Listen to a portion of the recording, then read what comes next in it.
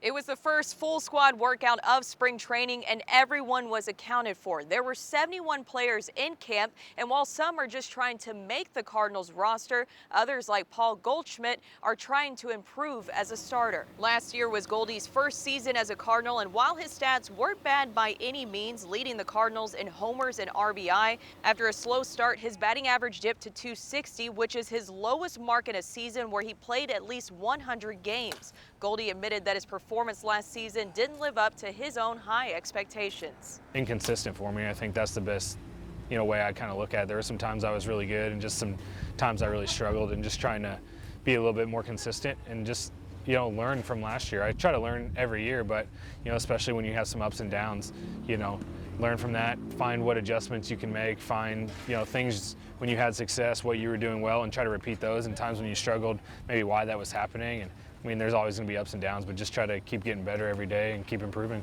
Workouts will continue the rest of the week for the Cardinals as they get ready for their first Grapefruit League game on Saturday against the Mets. From Jupiter, Florida, Brooke Grimsley, News 4 Sports. On a different note, reaction overwhelmingly positive to Tommy Edman's first season as a Cardinal. Yeah, Doug, Tommy Edman was definitely the biggest surprise last season for the Cardinals, seemingly coming out of nowhere, and was a huge spark to the offense. He finished with 11 home runs, batting .304 with 15 stolen bases, all in just half a season. Tommy Edman and I talked about how last spring training nobody knew who he was, but this year there's a lot of high expectations surrounding him. A lot different going into this year. Last year I came into camp kind of without the expectations of making the team, and I just took it as an opportunity to play in front of the coaching staff so they could see me play and kind of see what I could do on the ball field. And this year, having had the success I did in the second half last year, is a lot more confidence in what my role is going to be with the team. So it's definitely a different kind of situation. Well, he will no doubt play every day somewhere this year, not sure where, but you can bet he'll be in the lineup. That's a story from spring training. This will be the 23rd season the Cardinals have held their spring training camp here at the Roger Dean Stadium complex in Jupiter, Florida. Of course, the Cardinals do an outstanding job with the place, maintaining it through the years, and it is still one of the premier spring training locations in all of Major League Baseball. Brooke, I guess the big question the Cardinals are going to have to answer this spring is, where is the offense going to come from?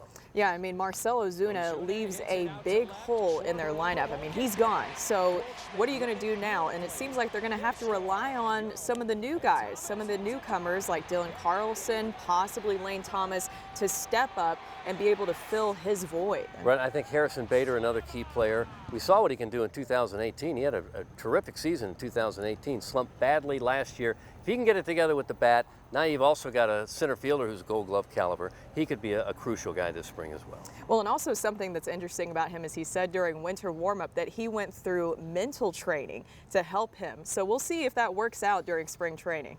Got a lot of questions to find answers to, and it all starts tomorrow when the pitchers and catchers report. For Brooke Grimsley, I'm Doug Vaughn. Back to you in the studio. The career choices in life. Beautiful day down here today in Jupiter, Florida. Temperatures in the low 80s. Supposed to be like that throughout the week.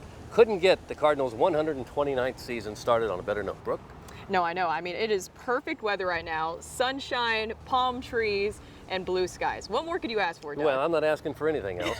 Cardinals are coming off a nice season. They won the Central Division, they won 91 games, and yet there's an awful lot of answers to find during this spring. Well, the biggest question is no Marcell Ozuna. He was a big slugger for the Cardinals last year, 29 home runs. He's gone now. Jose Martinez, big for them last year, especially during the playoffs. He's gone. What in the world are they going to do with this lineup? Going to have to find some offense. They need a lot more out of Matt Carpenter. They need a lot more out of Harrison Bader. They need a lot more out of Dexter Fowler. And they're going to have to find a closer, with Carlos Martinez likely going to the starting rotation. So they're going to have a lot to do this spring.